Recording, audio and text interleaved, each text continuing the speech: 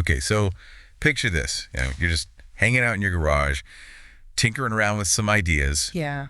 And you accidentally end up creating something that, well, the whole world uses. Something worth, get this, almost $500 billion today. It's mind-blowing, isn't it, when you think about it? And then, instead of, riding that wave of success forever, you just walk away. Yeah, just like that. That's the wild ride we're about to take you on today. The story of the YouTube founders. It really makes you wonder, doesn't it, about what success really means, we're used to these tech founders becoming, synonymous with their creations, right? Oh, absolutely. But these guys, they completely bucked the trend. Totally. And we're talking about Chad Hurley, Chen, and Jawed Karim. Now, those names might not ring a bell right away, but you know what they created. Come on. YouTube, the platform we probably, let's be real, use at least once today. Exactly. And get this. It all started back in, 2004. Just a bunch of friends trying to solve a problem we've all had. How do you share those funny videos from a party without, emailing everyone a giant file? Remember those days? Painful. But it's so true, though. The simplest problems often spark the biggest ideas. And what's fascinating is their first crack at it wasn't YouTube at all. Wait, really? Okay, spill the tea. What was it? A video dating site. Hey, have you heard the amazing story of how YouTube came to be? Brace yourself, because it's a wild ride. Back in 2005, 3 brilliant minds who used to work at PayPal decided to create a video dating site called TuneIn Hookup. But little did they know, they were about to change the internet game forever. As fate would have it, their dating site quickly evolved into something much bigger and better than they could have ever imagined. The iconic platform we all know and love today, YouTube. So next time you're scrolling through your favorite videos on the tube, remember the incredible journey that brought it to life. No way. Yeah, they called it TuneIn Hookup. Oh my gosh. Imagine if that had actually taken off. The world would be a very different place. Absolutely. But hey, sometimes you gotta strike out to hit a home run, right? True that. So this failure, if you could even call it that, it leads them to something way bigger. 100%. Just a year later, they're huddled in a garage, coding their hearts out, and bam.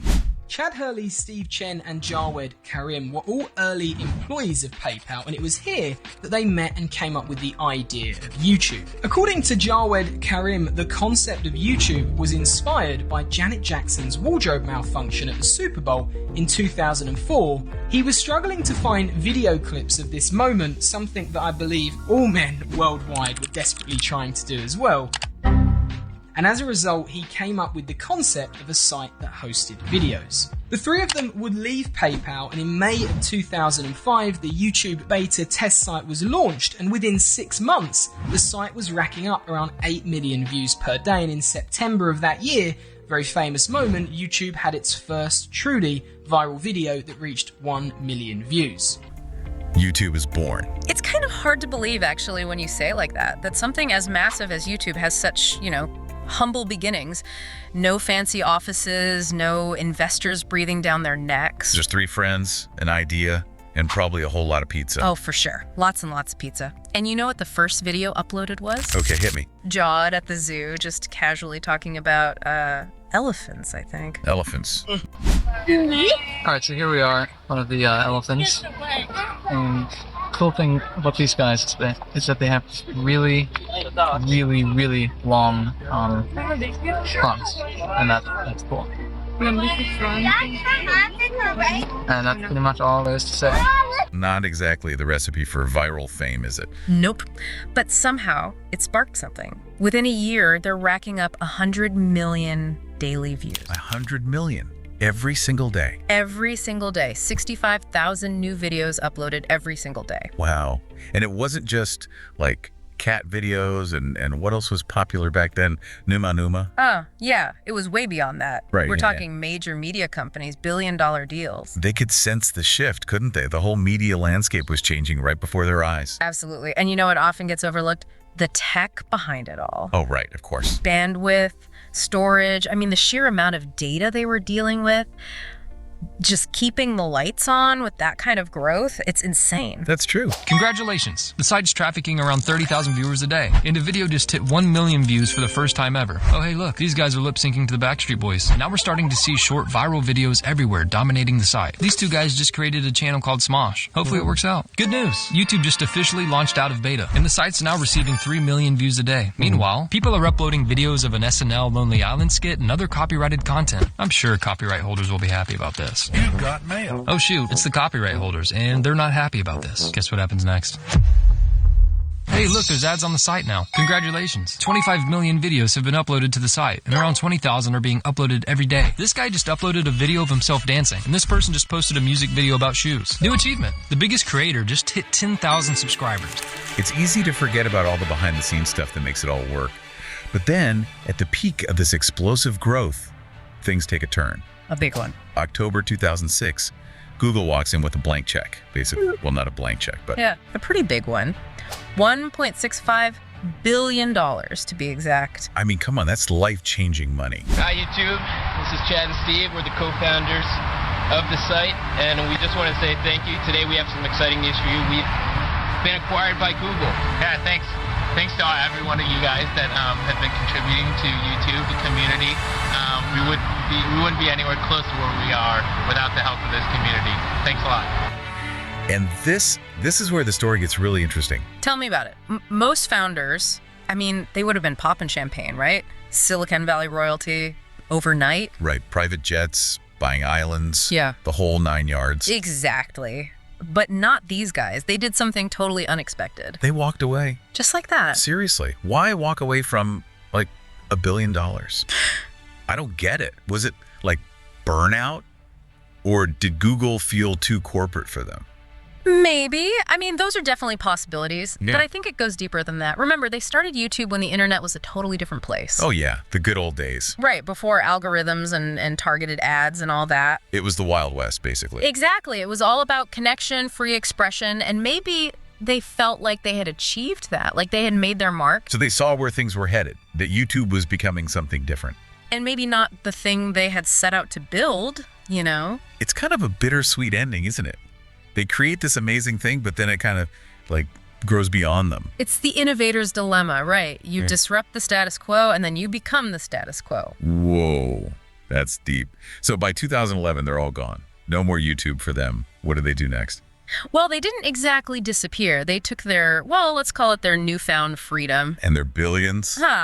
Right. And they each invested in the future in their own way.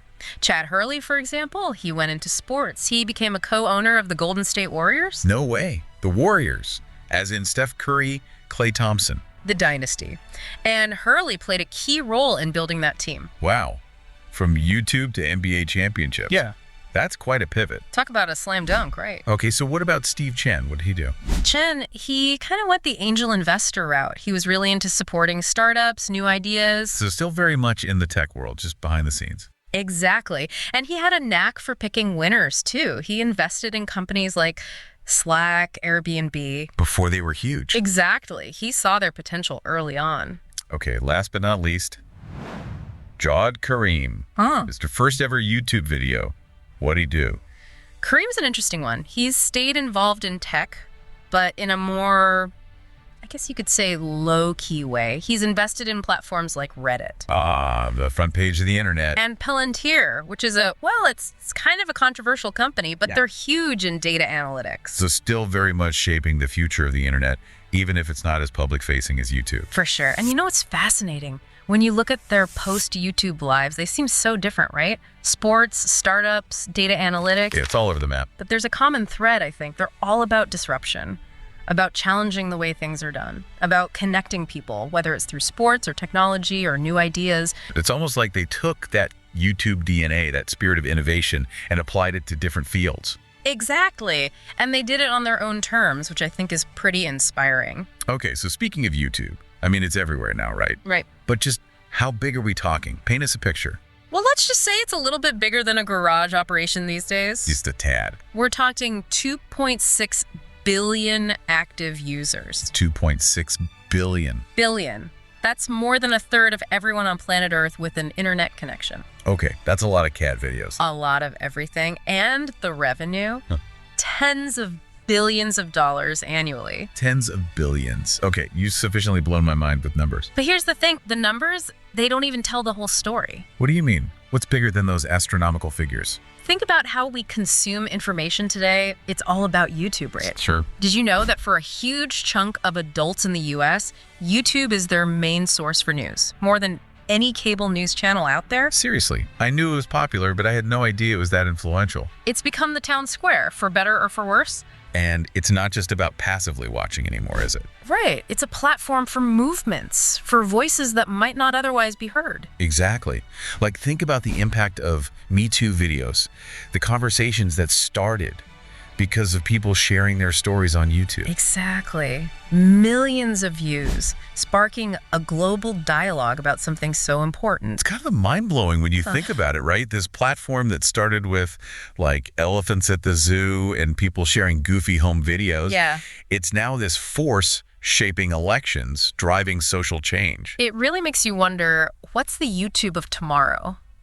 What do you mean? What could possibly be bigger than YouTube? Not bigger necessarily, but different. What are the problems out there right now just waiting for someone to come along with a solution? Yeah. What's brewing in someone's basement or dorm room that's going to change everything? It makes you think twice about those everyday annoyances, doesn't it? Like, maybe that's not just an annoyance, maybe that's a billion-dollar idea waiting to happen. 100%. And that's what the YouTube story really highlights, isn't it? That these three guys, they weren't geniuses with some master plan. They just saw a problem and thought, we can fix that. And boom, they changed the world. It's a good reminder that anyone can make a difference, that innovation can come from anywhere. For sure. So, to our listeners out there, we'll leave you with this. What's your YouTube? What problem are you going to solve? Thanks for joining us on this deep dive. We'll see you next time.